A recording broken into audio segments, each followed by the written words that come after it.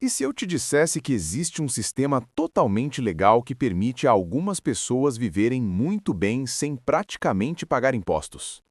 Enquanto você trabalha, recebe salário e vê uma parte do seu dinheiro desaparecer todo mês, existem pessoas que vivem de recursos que nunca são tributados. E não estamos falando de truques ilegais, paraísos fiscais ou esquemas obscuros. Estamos falando de regras oficiais, criadas pelo próprio sistema. Hoje você vai entender o método conhecido como comprar, emprestar e morrer. E quando você compreender como ele funciona, sua forma de enxergar dinheiro, impostos e riqueza vai mudar completamente. Aqui no canal, eu explico essas regras invisíveis do jogo financeiro de forma simples, sem promessas fáceis e sem ilusão.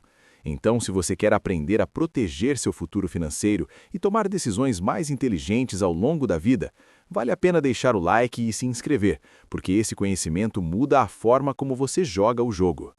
Desde muito cedo, quase todo mundo aprende a mesma lógica sobre dinheiro. Trabalhar, receber salário, pagar contas e só depois tentar guardar o que sobra. O problema é que, nesse caminho, o imposto aparece antes mesmo de você ter controle total sobre o seu próprio dinheiro.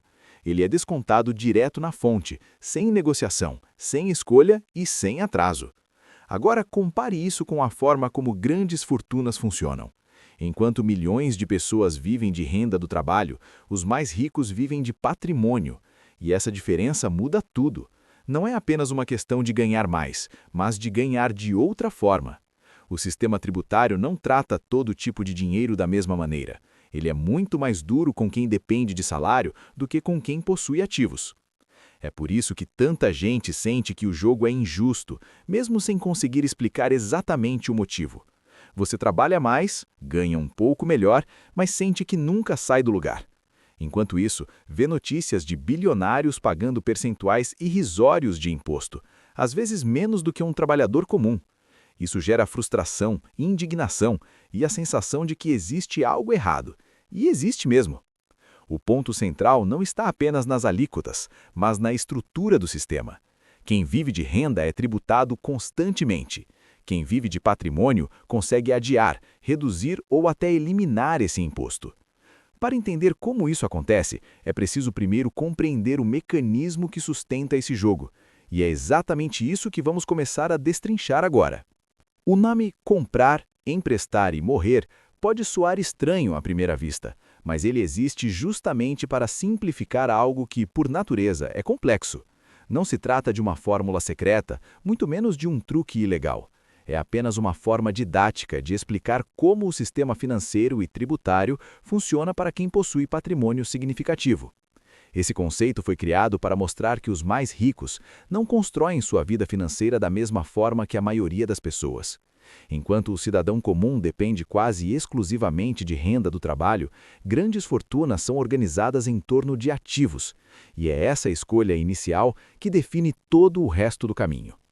O sistema é dividido em 3 etapas bem claras. A primeira é comprar ativos que tendem a se valorizar ao longo do tempo, em vez de buscar renda imediata. A segunda é emprestar, ou melhor, tomar empréstimos, usando esses ativos como garantia, permitindo acesso a dinheiro sem gerar imposto. A terceira etapa acontece no fim da vida, quando esses ativos são transferidos aos herdeiros dentro das regras atuais do sistema tributário. O mais importante aqui é entender que essas etapas não surgiram para enganar o sistema. Elas existem porque a própria legislação foi construída dessa forma. Quem entende essas regras joga de acordo com elas. Quem não entende acaba jogando outro jogo, quase sempre em desvantagem. Para entender por que tudo começa pela compra de ativos, precisamos analisar com calma a primeira etapa desse ciclo. A primeira grande diferença entre a mentalidade financeira comum e a mentalidade das grandes fortunas começa aqui. Enquanto a maioria das pessoas concentra seus esforços em aumentar a renda mensal, os mais ricos concentram sua atenção em adquirir ativos. Não ativos que pagam muito agora, mas ativos que têm potencial de crescer ao longo do tempo. Salário, honorários e comissões são exemplos de renda. Esse tipo de dinheiro é altamente tributado e perde força rapidamente. Já os ativos funcionam de outra forma. Ações, participações em empresas, imóveis, terras e outros investimentos podem se valorizar por anos ou até décadas sem gerar qualquer obrigação imediata de imposto. Esse crescimento silencioso é o coração do sistema. Aqui entra um conceito fundamental: o ganho não realizado. Enquanto um ativo apenas se valoriza no papel, o imposto não aparece. O patrimônio cresce, mas o governo não cobra nada, porque, tecnicamente, aquele ganho ainda não existiu. Para quem vive de salário, isso parece estranho. Afinal, todo aumento de renda vem acompanhado de desconto. Para quem vive de ativos, a lógica é oposta. Os ricos entendem que o objetivo inicial não é gerar dinheiro para gastar, mas construir uma base patrimonial sólida. Eles aceitam abrir mão de renda imediata em troca de crescimento futuro. Essa escolha exige paciência, mas cria uma vantagem enorme ao longo do tempo. Essa etapa explica por que grandes fortunas parecem crescer sem esforço visível. O crescimento está acontecendo, apenas fora do alcance do imposto. E enquanto esses ativos se valorizam em silêncio, a decisão mais importante é justamente não interromper esse processo. Por isso, o próximo passo do sistema não é vender, mas evitar a venda a qualquer custo. Para quem vive de salário, vender algo costuma ser a solução natural quando precisa de dinheiro. Mas para quem constrói patrimônio, vender ativos é visto como uma decisão extrema. Isso acontece porque é no momento da venda que o imposto finalmente aparece. Até então, todo o crescimento foi silencioso, invisível aos olhos do fisco. A venda quebra esse silêncio. Quando um ativo é vendido, o ganho deixa de ser potencial e passa a ser real. E é exatamente nesse ponto que o sistema cobra a sua parte. Imposto sobre ganho de capital, taxas adicionais e, em alguns casos, impostos estaduais entram em cena. Anos, às vezes décadas de valorização acumulada são parcialmente destruídos em um único movimento. Os mais ricos entendem que vender um ativo não significa apenas trocar patrimônio por dinheiro. Significa abrir mão do poder do tempo. Um ativo vendido deixa de crescer, deixa de se valorizar e deixa de gerar novas oportunidades. Por isso, a prioridade não é realizar o ganho, mas preservar o ativo pelo maior tempo possível. Essa lógica muda completamente a relação com o dinheiro. Em vez de perguntar quanto eu posso ganhar vendendo isso agora, a pergunta passa a ser: como eu posso continuar usando esse ativo sem precisar vendê-lo? É essa pergunta que leva ao próximo passo do sistema. Evitar a venda não é apenas uma escolha financeira, é uma estratégia. Uma estratégia que mantém o patrimônio intacto, protege o crescimento acumulado e abre caminho para acessar dinheiro de outra forma. E é justamente aqui que o sistema dá seu salto mais surpreendente, entrando na fase do empréstimo. Depois de entender por que vender ativos é algo que os ricos evitam, surge a pergunta inevitável: como viver sem vender? Afinal, contas precisam ser pagas, bens precisam ser comprados e a vida continua acontecendo. É aqui que entra a etapa mais inteligente e menos compreendida de todo o sistema, o empréstimo. Quando alguém possui ativos valiosos, esses ativos passam a funcionar como garantia. Bancos e instituições financeiras enxergam esse patrimônio como segurança, o que permite oferecer crédito com condições muito diferentes daquelas disponíveis para a maioria das pessoas. Em vez de vender ações, imóveis ou participações em empresas, o rico usa esses ativos como lastro para tomar dinheiro emprestado. O ponto central é simples, mas poderoso. Dinheiro emprestado não é renda, e se não é renda, não é tributado.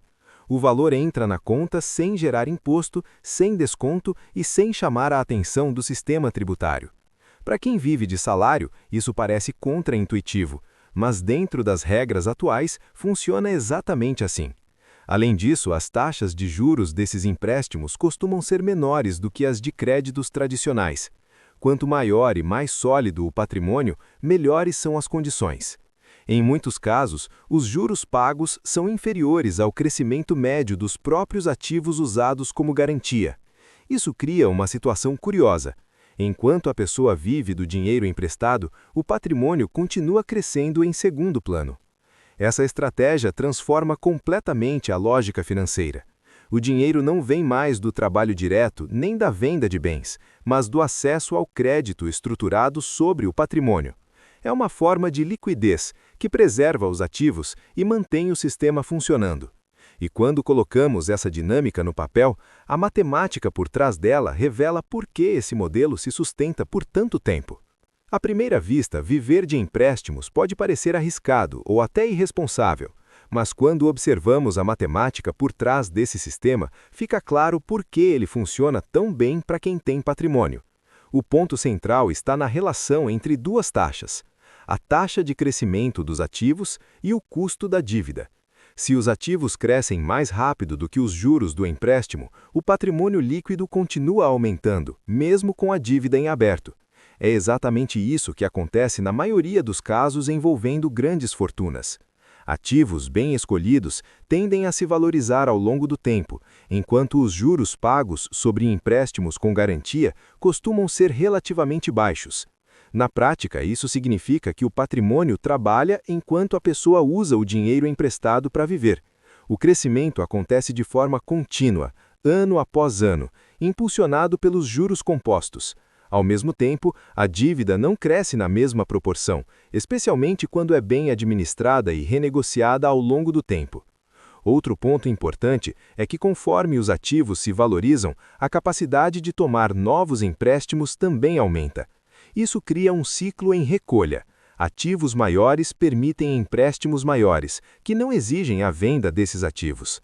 O sistema se retroalimenta. Diferente do que acontece com quem vive de salário, aqui o tempo deixa de ser um inimigo e passa a ser um aliado. Quanto mais tempo passa, maior tende a ser a vantagem matemática desse modelo. É por isso que ele não funciona em curto prazo, mas se torna extremamente poderoso ao longo de décadas.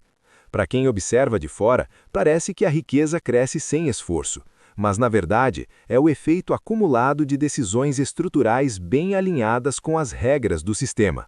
E nada deixa isso mais claro do que um exemplo prático, aplicado passo a passo.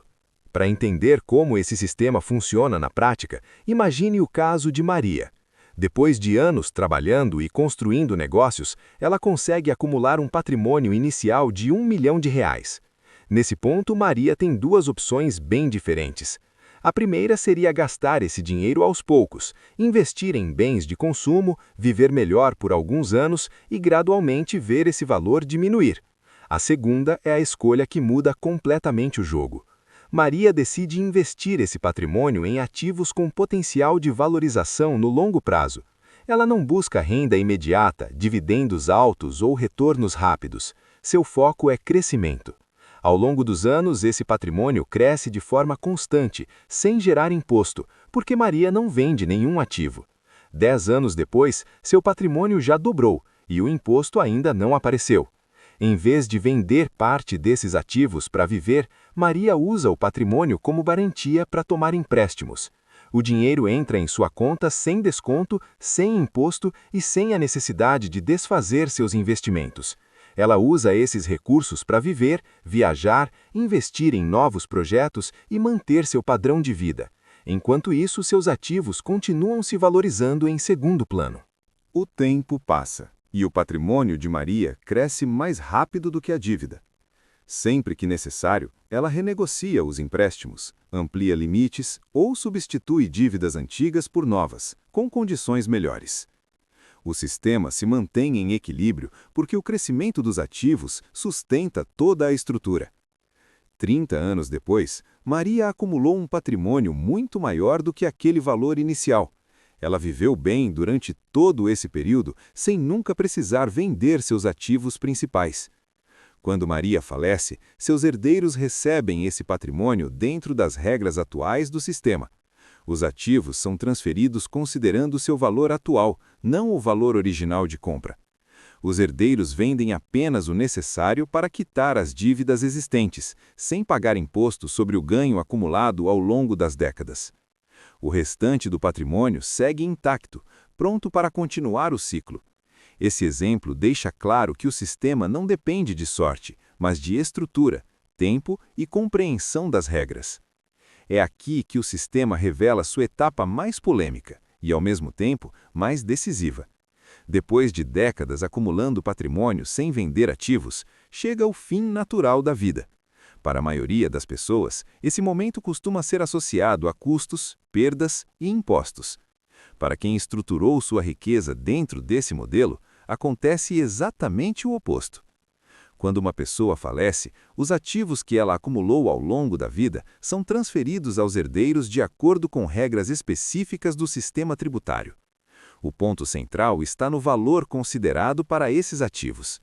Em vez de serem avaliados pelo preço original de compra, eles passam a ser considerados pelo valor de mercado no momento da transferência. Todo o crescimento acumulado ao longo dos anos simplesmente deixa de existir do ponto de vista fiscal. Na prática, isso significa que décadas de valorização não são tributadas. Aquilo que, se vendido em vida, geraria um imposto significativo, desaparece no momento da sucessão. Os herdeiros recebem os ativos como se tivessem sido adquiridos naquele instante, mesmo que tenham levado uma vida inteira para alcançar aquele valor. Com isso, torna-se possível vender parte dos ativos para quitar eventuais dívidas acumuladas ao longo dos anos sem pagar imposto sobre o ganho acumulado. O restante do patrimônio segue limpo, pronto para continuar existindo, crescendo ou até sendo reorganizado para a próxima geração. Esse é o ponto que mais causa indignação em quem observa de fora. Não porque exista ilegalidade, mas porque o sistema trata de forma radicalmente diferente quem constrói riqueza por meio de patrimônio e quem depende exclusivamente da renda do trabalho. Aqui, o ciclo se fecha, e ao se fechar, ele não destrói a riqueza, ele a preserva. Agora, quando esse mecanismo se repete geração após geração, o efeito se torna ainda mais profundo. Quando o sistema de comprar, emprestar e morrer é aplicado apenas por uma pessoa, ele já produz resultados impressionantes, mas o verdadeiro impacto aparece quando esse ciclo se repete ao longo das gerações. É nesse ponto que a riqueza deixa de ser apenas acumulada e passa a se perpetuar.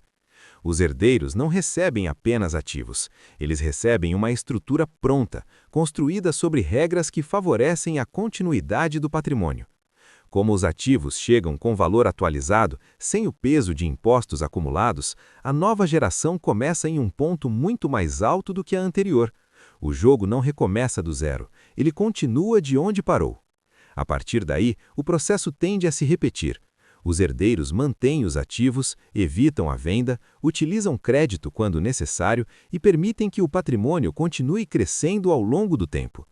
Cada geração acrescenta mais uma camada de crescimento sobre uma base já consolidada. É assim que surgem famílias que mantêm grandes fortunas por décadas ou até séculos.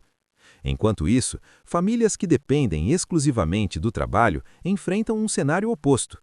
O imposto aparece a cada mês, reduz a capacidade de poupança e dificulta a formação de patrimônio.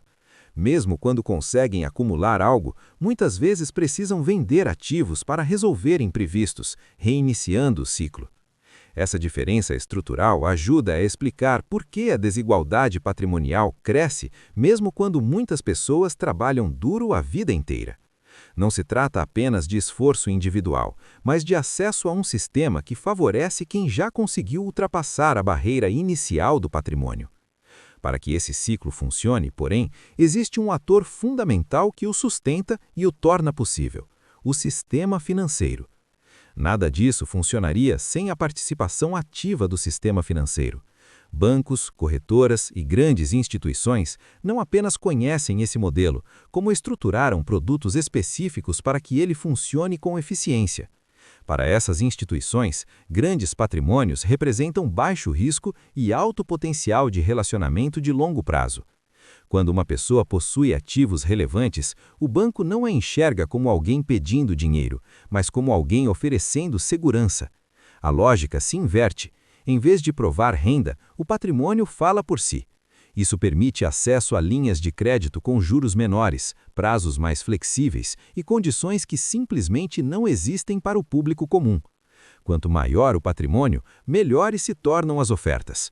O mercado compete por esses clientes, reduz spreads, flexibiliza garantias e cria soluções sob medida.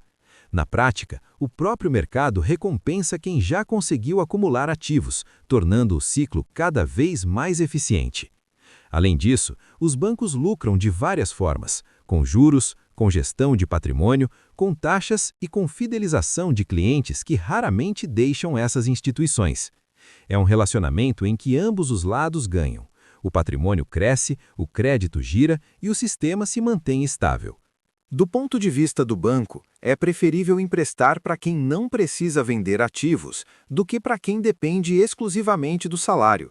O risco é menor, o controle é maior e a previsibilidade é muito mais alta. Esse alinhamento de interesses entre grandes fortunas e o sistema financeiro explica por que esse modelo não apenas existe, mas se fortalece com o tempo. E é justamente por isso que mudanças superficiais no sistema tributário dificilmente atingem esse grupo. Diante de tudo isso, muita gente conclui que a solução seria simples: aumentar os impostos sobre os ricos. Mas essa ideia ignora o ponto central de todo o sistema. O problema não está na alíquota, está no momento em que o imposto é cobrado. Para quem vive de patrimônio, o imposto só aparece quando existe realização de renda, e esse é justamente o evento que os mais ricos evitam. Mesmo que as alíquotas de ganho de capital fossem drasticamente elevadas, isso pouco mudaria para quem não vende ativos. Da mesma forma, aumentar impostos sobre renda do trabalho não atinge grandes fortunas, porque elas não dependem desse tipo de renda. O debate acaba mirando o alvo errado. O sistema permite que o patrimônio cresça fora do radar tributário por décadas. Enquanto isso, o trabalhador comum paga impostos todos os meses, independentemente de sua situação financeira.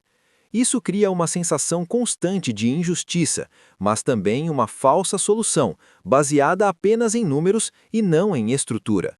Por isso, grande parte das discussões públicas sobre tributação gera muito barulho e pouco efeito prático. Ajustes pontuais não alteram a lógica de fundo. Eles apenas reforçam a diferença entre quem precisa realizar renda para viver e quem consegue estruturar sua vida financeira sem nunca precisar fazê-lo. Entender isso não significa concordar com o sistema, mas enxergá-lo com clareza. E é justamente essa clareza que permite mudar a forma como cada pessoa lida com dinheiro dentro da própria realidade, assunto do próximo capítulo. Depois de entender como esse sistema funciona, é natural surgir uma sensação de distância. Afinal, nem todo mundo tem milhões em ativos ou acesso a crédito estruturado. Mas o maior aprendizado aqui não está em copiar exatamente o que os mais ricos fazem, e sim em mudar a forma de pensar sobre dinheiro. A primeira lição é a diferença entre renda e patrimônio. Quanto mais a vida financeira depende apenas de salário, mais vulnerável ela se torna aos impostos, aos imprevistos e às crises. Construir patrimônio, mesmo aos poucos, cria opções. Não se trata de ficar rico rápido, mas de reduzir a dependência exclusiva da renda do trabalho ao longo do tempo. A segunda lição é o valor do longo prazo. O sistema funciona porque respeita o tempo. Ativos precisam de anos para amadurecer, crescer e gerar vantagens reais. Quem tenta encurtar esse caminho normalmente paga mais imposto, assume mais risco e quebra o processo antes de ele funcionar. Outra lição importante é entender o papel da estrutura. Organizar finanças, separar consumo de investimento e evitar vender ativos por impulso são decisões simples que, repetidas por anos, fazem uma diferença enorme. Mesmo em escala menor, a lógica continua válida. Por fim, talvez a lição mais poderosa seja a consciência. Entender as regras do jogo muda o comportamento. Você passa a tomar decisões mais racionais, menos emocionais e mais alinhadas com o futuro que quer construir. Não é sobre competir com grandes fortunas, mas sobre não jogar contra si mesmo. Quando o dinheiro deixa de ser apenas sobrevivência e passa a ser estratégia, o jogo muda, e essa mudança começa pelo entendimento. Depois de tudo isso, uma coisa fica clara: o sistema não funciona da mesma forma para todo mundo. Enquanto a maioria das pessoas passa a vida inteira tentando ganhar mais para conseguir guardar alguma coisa, Grandes fortunas são construídas e preservadas seguindo regras diferentes, regras que quase nunca são explicadas de forma simples. Entender o sistema de comprar, emprestar e morrer não é sobre revolta, nem sobre copiar estratégias inalcançáveis, é sobre clareza. Clareza para perceber por que certas decisões financeiras parecem sempre colocar você em desvantagem. Clareza para entender que o problema, muitas vezes, não é falta de esforço, mas falta de estrutura e informação. Quando você passa a enxergar o dinheiro como um sistema e não apenas como algo que entra e sai da conta, suas escolhas mudam. Você pensa mais no longo prazo, evita decisões impulsivas e começa a construir algo que vai além do mês atual. Esse é o verdadeiro poder do conhecimento financeiro. Aqui no canal, a proposta é exatamente essa: mostrar as regras do jogo sem fantasia, sem promessas fáceis e sem atalhos perigosos. Se esse vídeo te ajudou a enxergar o dinheiro com mais lucidez, vale a pena se inscrever e acompanhar os próximos conteúdos. Quanto mais você entende o jogo, menos ele joga contra você.